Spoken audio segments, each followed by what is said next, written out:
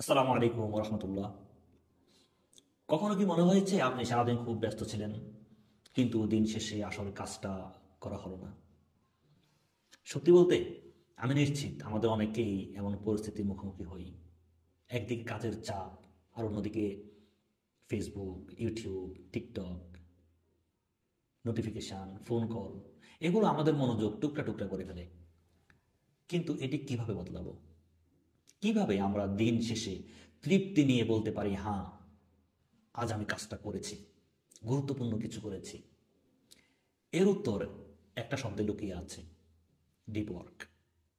Deep work এমন একটি কাজের ধারা যেখানে আপনি পুরোপুরি মনোযোগ দিয়ে কাজ করবেন। এটা কোনো রকেট সায়েন্স না, কমন বিষয়, কিন্তু এরপর আসলে আমরা এই বিষয়গুলো মেনে কাজ করি না, ফলে আমাদের কাজে অনেক ডিলে হয়ে যায়, কাজগুলো থেমে থাকে।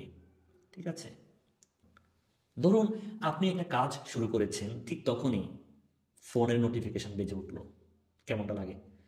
তারপরে আপনি একটা ইমেল চেক করলেন, তারপর সোশ্যাল মিডিয়ার একটু চেক করে দেখলেন, ফেসবুক, ইনস্টাগ্রাম একটু চেক করে দেখলেন, কলের পর কল করে গেলেন, 1 কিলোমিটার 2 কিলোমিটার, কোনো শেষ নেই।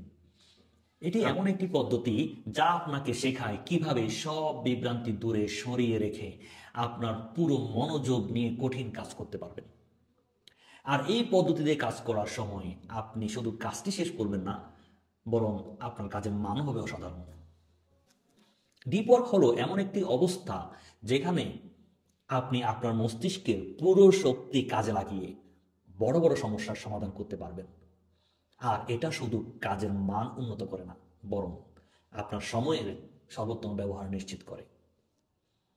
আপনি প্রোগ্রামিং করেন, আপনি ভিডিও এডিটিং করেন, আপনি গ্রাফিক্স ডিজাইনিং করেন, বা আপনি লেখালেখি করেন, আপনি যেটাই করেন, যখন আপনি গভীর মনোযোগ দিয়ে কাজটা করবেন, যেখানে কোনো ইন্টারাপ্ট থাকবে না, তখন দেখবেন আপনার কাজটা খুব দ্রুত সময়ে শেষ হবে এবং আহ, মানটা অনেক, মানে এটা অনেক কোয়ালিটিফুল হবে। যদি বলি যে একজন প্রোগ্রামার, সে প্রোগ্রামিং প্র্যাকটিস করতেছে, আম, মনোযোগ দিয়ে যখন সে কোড করবে, তখন সে বুঝতে পারবে যে আমার কোডের কোন জায়গায় আরও কিছু ইমপ্রুভ করা যায় কিনা। যদি এভাবে না করে, তখন কি করবে? তখন ধরেন, মানে আগের যে একটা প্যাটার্ন আগে থেকে সে করে আসতেছিল, ওই প্যাটার্নে কাজ করবে।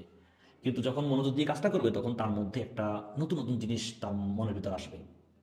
তার প্রবলেম আগে এভাবে সলভ করতো, এখন অন্যভাবে সলভ করতেছে, বা আরো সহজ কোনো টেকনিক তার কাছে চলে আসতেছে। ঠিক আছে, এইভাবে তার স্কিলগুলোকে ডেভেলপ করা যায়। চলে আসি কিভাবে আমরা ডিপ ওয়ার্ক অ্যাপ্লাই করতে পারি আমাদের জীবনে। ডিপ ওয়ার্কের জন্য আমাদের একটি ফোকাসড পরিবেশ তৈরি করা দরকার। এখানে এনভায়রনমেন্ট কিন্তু খুব গুরুত্বপূর্ণ। আপনার কাজের জন্য এমন একটি জায়গা বেছে নিন যেখানে কোনো বিভ্রান্তি নেই, যেখানে কোনো ডিস্টার্ব নেই, ডিস্ট্রাকশন নেই। এটি হতে পারে আপনার রুম, বা আপনার লাইব্রেরি, বা কোনো শান্ত কফি শপ। লক্ষ্য একটাই: মনোযোগ ধরে রাখা। ডিপ ওয়ার্ক সফল করতে দিনের একটি নির্দিষ্ট সময় বেছে নিন। প্রতিদিন একই সময়ে শুরু করুন, এটি একটি শক্তিশালী অভ্যাসে পরিণত হবে। 25 মিনিট মনোযোগ দিয়ে কাজ করবেন, আর 5 মিনিট বিরতি নেবেন। এই ছোট চক্রগুলো আপনার মনোযোগ ধরে রাখতে সাহায্য করবে। কাজের সময় ফোন এবং নোটিফিকেশন বন্ধ রাখুন। কম্পিউটারে শুধুমাত্র প্রয়োজনীয় ট্যাব খুলে রাখুন। যত কম বিভ্রান্তি হবে, তত বেশি ফল পাবেন। আমার ক্ষেত্রে যেটা হয়, আমি যেদিন দেখছি, মানে আমি একটা ট্যাবের মধ্যে ফেসবুক ওপেন করে রাখছি, আর এক ট্যাবের মধ্যে আমি কাজ করতেছি, বা কতগুলো ট্যাবের মধ্যে কাজ করতেছি। তো যখন কোনো নোটিফিকেশন আসে, তখন আমি হুট করে গিয়ে দেখি এখানে কি আসছে। তো আমি যাই 1 মিনিট দেখার জন্য, কিন্তু সেখানে দেখা গেছে আমার 10 থেকে 15 মিনিট চলে গেছে। তো এখন কি করি? এখন ফেসবুক, ইউটিউব এগুলো ওপেন না করি, এমনি কাজ করি। স্পষ্ট লক্ষ্য ঠিক করুন। কাজ শুরু করার আগে একটি টু ডু লিস্ট তৈরি করুন। একটি একটি ধরে কাজ কমপ্লিট করুন।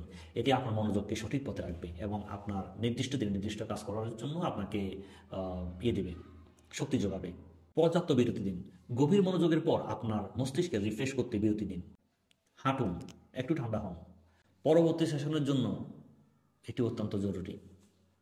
লাস্ট, ধৈর্য এবং ধারাবাহিকতা বজায় রাখুন। ডিপ ওয়ার্ক অভ্যাস করতে সময় লাগে। প্রথমে চ্যালেঞ্জিং মনে হলেও ধৈর্য ধরে চালিয়ে যান। নিয়মিত প্র্যাকটিস সাফল্যের মূল চাবিকাঠি। আচ্ছা, এতক্ষণ ধরে আমরা যা শুনলাম, আপনার কি এমন কোনো কিছু হয় যে আপনি যখন 5 মিনিটের কাজ আপনার 10 মিনিট লাগছে, 1 ঘন্টা কাজ করতে গিয়ে সেখানে 5 ঘন্টা লেগে যাচ্ছে শুধুমাত্র কাজের ক্ষেত্রে এরকম ডিস্টার্বের কারণে? কমেন্ট করে জানান।